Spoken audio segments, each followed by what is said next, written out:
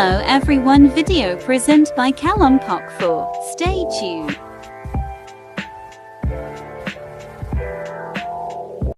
Assalamualaikum warahmatullahi wabarakatuh.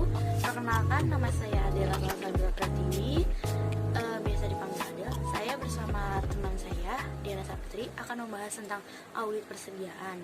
Materi pertama akan dibacakan oleh saya, yaitu tentang siklus audit persediaan dan tujuan audit persediaan.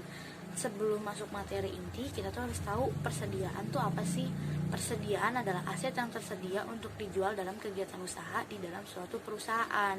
Jadi, inti dari audit persediaan itu adalah merupakan bagian dari aset perusahaan yang pada umumnya nilainya cukup material, sehingga rawan terjadi pencurian atau penyalahgunaan. Oleh karena itu, auditor itu biasanya terfokus di akun persediaan dalam laporan keuangan. Siklus audit ada 6 yang dikemukakan oleh Arens. Yang pertama itu ada mengolah order pembelian, yang kedua ada menerima bahan yang baru, yang ketiga ada menyimpan bahan baku, yang keempat ada mengolah barang, yang kelima ada menyimpan barang jadi, dan yang terakhir ada mengirim barang jadi. Nah, jadi siklus audit itu memudahkan pemahaman mengenai pengendalian dan bukti-bukti audit yang dibutuhkan untuk menguji keefektifannya. Lalu ada tujuan audit persediaan. Yang pertama itu untuk memeriksa apakah ada internal kontrol yang baik atas persediaan. Lalu untuk memeriksa apakah persediaan yang tercantum di neraca betul-betul dimiliki oleh perusahaan pada tanggal neraca. Selanjutnya ada untuk memeriksa apakah metode penilaian persediaan sesuai dengan prinsip akuntansi yang berlaku umum di Indonesia. Lalu untuk memeriksa apakah sistem pencatatan persediaan sesuai dengan prinsip akuntansi yang berlaku umum di Indonesia.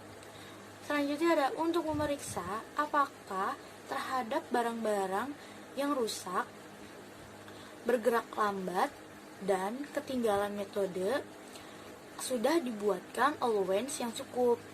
Selanjutnya ada untuk mengetahui apakah ada persediaan yang dijaminkan kredit. Untuk mengetahui apakah ada persediaan yang diasuransikan dengan nilai pertanggungjawaban yang cukup. Lalu ada untuk mengetahui apakah ada perjanjian pembelian penjualan persediaan yang mempunyai pengaruh yang besar terhadap laporan keuangan. Dan yang terakhir adalah untuk memeriksa apakah penyajian laporan keuangan di akun persediaan sudah sesuai dengan prinsip akuntansi yang berlaku di Indonesia. Nah, tadi itu penjelasan tentang tujuan audit dan siklus audit persediaan. Walaupun tujuan-tujuan audit yang disebutkan tadi itu mengarah ke eksistensi dan valuasi persediaan dalam neraca, tetapi auditor harus selalu ingat bahwa audit terhadap akun persediaan itu dilakukan harus berhubungan dengan harga pokok penjualan dan akun-akun terkait lainnya dalam laporan laba rugi. Sekian penjelasan tentang audit persediaan. Kurang lebihnya mohon maaf, akan dilanjutkan oleh teman saya. Terima kasih. Penjelasan selanjutnya pengendalian internal dan prosedur audit. Stay tuned. Hai, perkenalkan nama saya Diana Saputri. Saya akan melanjutkan presentasi yang sebelumnya dijelaskan oleh Adela Salsabila Pratiwi. Saya akan menjelaskan tentang pengendalian internal audit persediaan dan prosedur audit persediaan.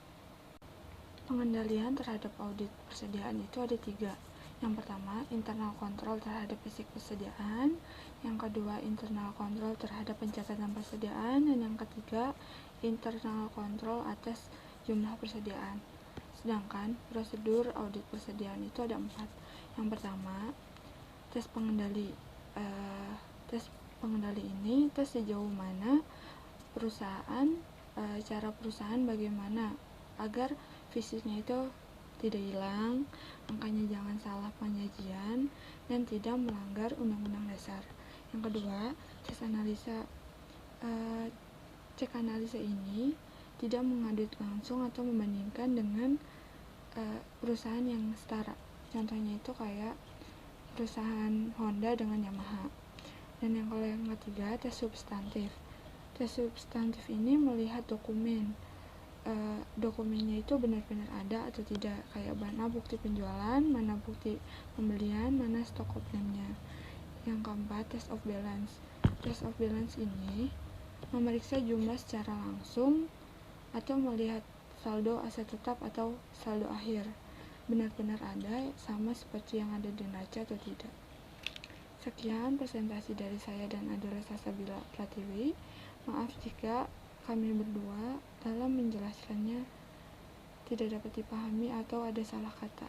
Terima kasih atas waktunya. Assalamualaikum warahmatullahi wabarakatuh.